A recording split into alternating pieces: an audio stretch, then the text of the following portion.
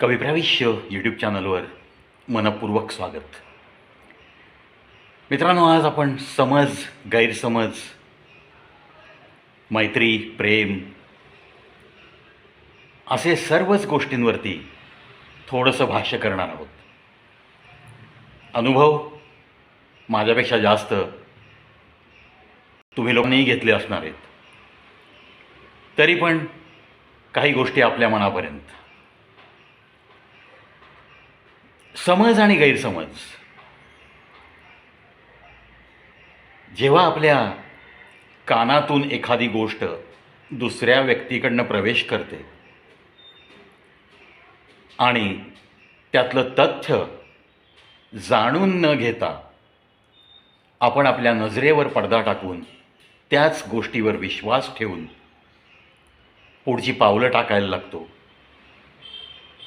ही अतिशय घातक गोष्ट आपण करत असतो. कारण आपण ऐकलेली गोष्ट आपल्याला ऐकवणाऱ्याचा समज आहे का गैरसमज आहे याच्या तथ्यापर्यंत गेल्याशिवाय आपण आपली चाल बदलतो. मग हे अत्यंत चुकीचं आहे. एखादी गोष्ट तुमच्या कानातून तुमच्यापर्यंत पोहोचते त्यावेळेस तुमचं आद्य कर्तव्य बनतं त्याची सत्यता किती प्रमाणात आहे हे पडताळणी करणं, हे काम तुमचं आहे.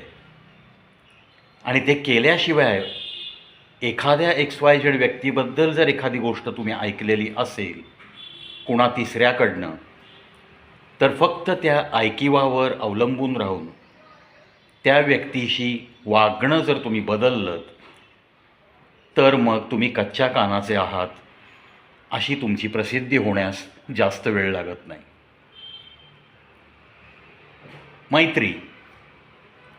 मैत्रीमध्ये समज गैरसमज जेव्हा एकमेकांमध्ये होतात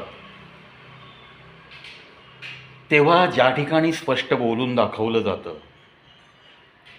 की बाबा मला असं असं वाटतंय आणि असं नसेल तर ती आपल्या मैत्रीमध्ये आनंदाची बाब आहे.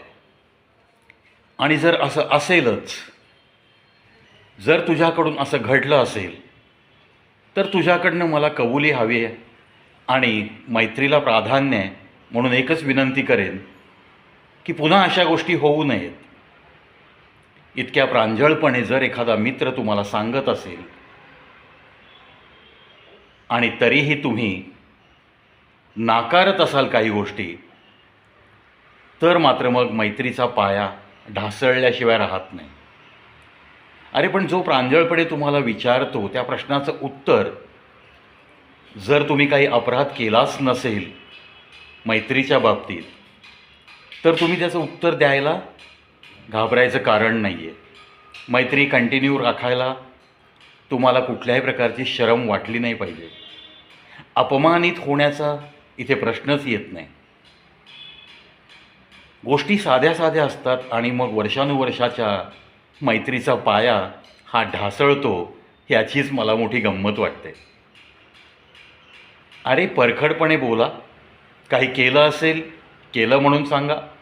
आखिर ये दोस्ती है भाई, दोस्ती में थोड़ी बहुत मस्ती ये तो होते ही रहती है, लेकिन ये मस्ती करते करते अगर वो मस्ती गद्दारी में तब्दील हो रही है और एक दोस्त आपको ये एहसास दिला रहा है, तब जाके आपका क्या कर्तव्य बनता है. या गोष्टींचा विचार नक्की करता आला पाहिजे. काय आपलं कर्तव्य बनतं. एखादा मित्र जर आपल्याला एखादी गोष्ट प्रांजळपणे सांगत असेल, विचारत असेल की बाबा माझ्या बाबतीत तू असं असं केलंस का, केलं नसेल तर नाही म्हणण्यासाठी फार मोठी धमक लागत नाही. आणि केलं असेल आणि ते चूक वाटत असेल आपल्या मित्राला, तर ती चूक सुधारण्याची पण तुम्हाला संधी हा मित्र देतो आहे. पण तुम्ही जर कबूल न करता त्या मित्राला अंधारात ठेवून त्याच्याशी जर गद्दारी करत असाल, तर मग तुमचं मित्रप्रेम हे खोटं आहे. म्हणजे म्हणतात ना, काही माणसं खोटी खोटीच वाघाची कातडी पांघरून मी वाघ आहे अशा अवतारामध्ये लोकांसमोर वावरत असतात. अरे पण ते एक दिवस उघडं पडणार ना. तसंच जर तुमचं खोटं मित्रप्रेम असेल तर ते जर उघडं पडण्याची वेळ आली असेल तर ते सावरायचे कोणी? स्पष्टता, तुमच्यामध्ये स्पष्टता पाहिजे. जर तो मित्र तुम्हाला प्रांजळपणे विचारत असेल एखादी गोष्ट आणि जर तुम्ही काहीच केलं नसेल तर त्याला नाही म्हणा. नातं कंटिन्यू राहील, आहे तसं राहील. आणि जर केलं असेल तर कबूल करा, तरीही नातं कंटिन्यू राहील. कारण तो जर प्रांजळपणे तुमच्याकडे येतो आहे, तो जर मैत्रीच्या धाग्याला किंमत देऊ इच्छितो आहे तर तुमचंही तेच कर्तव्य बनतं. तुम्ही निराश होऊन चेहरा लपवण्यात काहीच स्वारस्य नसतं.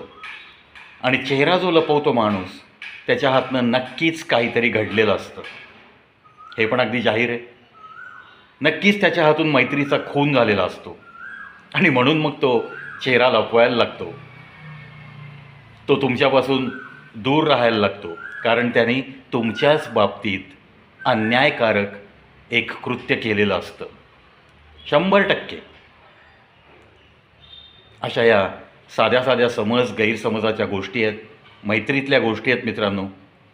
खूप छोटी छोटी तत्त्वं पाळत आपल्याला मैत्रीचा जो पूल आपण जोडलेला असतो तो तुटू नये म्हणून आटोकाट दोन्ही बाजूंनी प्रयत्न करायला हवेत. एकाच बाजूनी प्रयत्न होत आहेत आणि दुसरा जर चेहरा लपवून मागे मागे फिरत असेल, भेटू इच्छित नसेल, तर त्या मैत्रीच्या बंधांना काहीही अर्थ नाही. त्या मैत्रीचा पाया ढासळलेला आहे, त्याच्यावर पुन्हा इमारत उभी करण्याचा तुम्ही स्वतःसुद्धा प्रयत्न करणं सोडून द्या. इतकाच मी गोड सल्ला देईन. ह्या गोष्टी सध्याच्या काळामध्ये अनेक मित्रांमध्ये मैत्रीमध्ये घडत आहेत आणि म्हणूनच हा छोटासा व्हिडिओ. आवडल्यास सर्व मित्र कंपनींमध्ये नक्की शेअर करा आणि अशा होणाऱ्या घटना आपल्या मैत्रीमध्ये टाळता कशा येतील याच्यावरती सगळ्यांनीच विचार करा. दोस्ती है तो मस्ती है, थोड़ी बहुत मस्ती है तब जाके ये ज़िंदगी बड़ी सस्ती है, और ऐसा जब होता है तब जाके ही ये ज़िंदगी बड़ी अच्छी तरह से सजती और संवरती है. चला मित्रांनो, पुन्हा भेटू एका नवीन व्हिडिओसह. तोपर्यंत मस्त रहा. कोणतेही समज गैरसमज मैत्रीमध्ये नात्यामध्ये होत असतील तर ते समोरासमोर बसून ते टाळण्याचा प्रयत्न करा. स्पष्टता हवी. नाती टिकवा, नाती जगवा, छानपैकी राहा. चेहऱ्यावरचं हास्य हे तुम्ही जेवढी नाती फुलवाल तसं ते हास्य फुलत राहतं, हे कधीही विसरू नका.